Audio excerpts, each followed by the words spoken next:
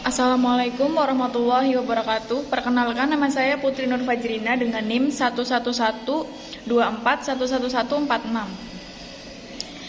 Pada kesempatan kali ini saya akan menjelaskan materi tentang metode biaya absorpsi yang bagian dari mata kuliah akuntansi biaya.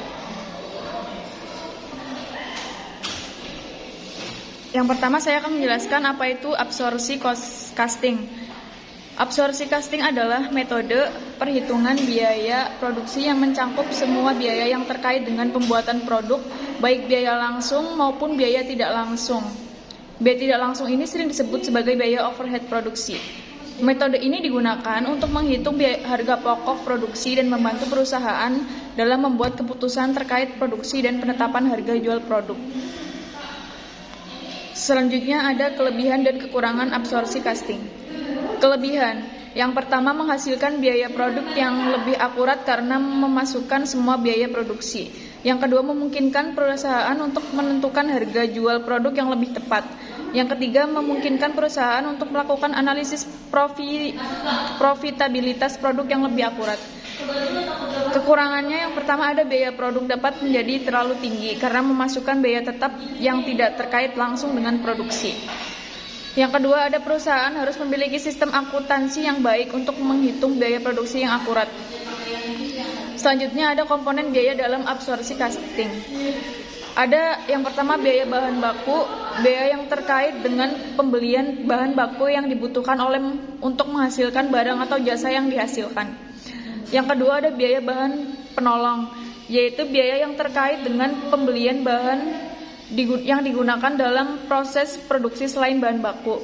Yang ketiga ada biaya tenaga kerja langsung, biaya yang terkait dengan pembayaran upah untuk tenaga kerja yang ikut serta dalam proses produksi. Selanjutnya ada biaya overhead, biaya yang terkait dengan biaya produksi lainnya seperti biaya perawatan mesin, biaya listrik, dan biaya administrasi. Kemudian ada biaya pengiriman, biaya yang terkait dengan pengiriman bahan baku dan bahan penolong supplier ke pabrik.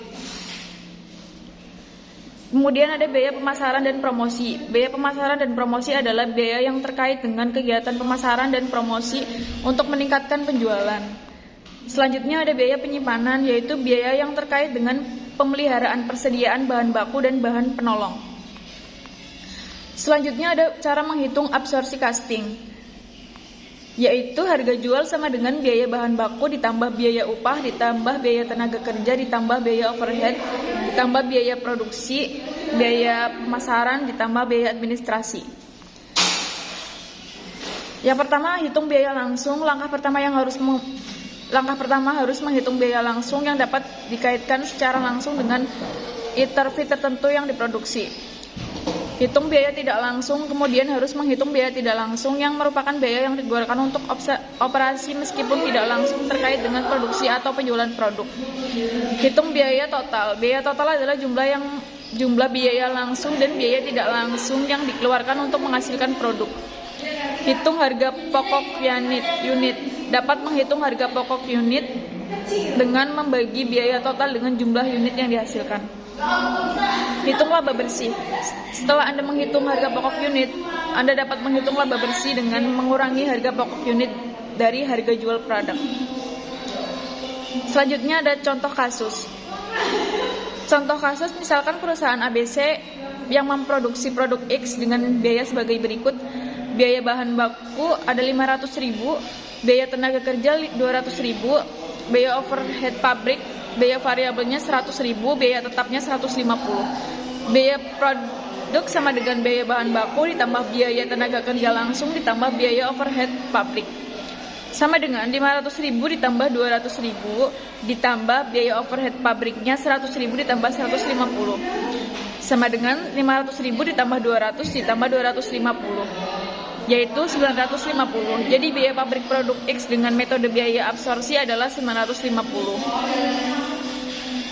Kesimpulannya, metode biaya absorpsi adalah metode perhitungan biaya produksi yang memasukkan semua biaya produksi ke dalam biaya produk. Metode ini memiliki kelebihan dan kekurangan yang perlu dipertimbangkan oleh perusahaan. Terima kasih. Wassalamualaikum.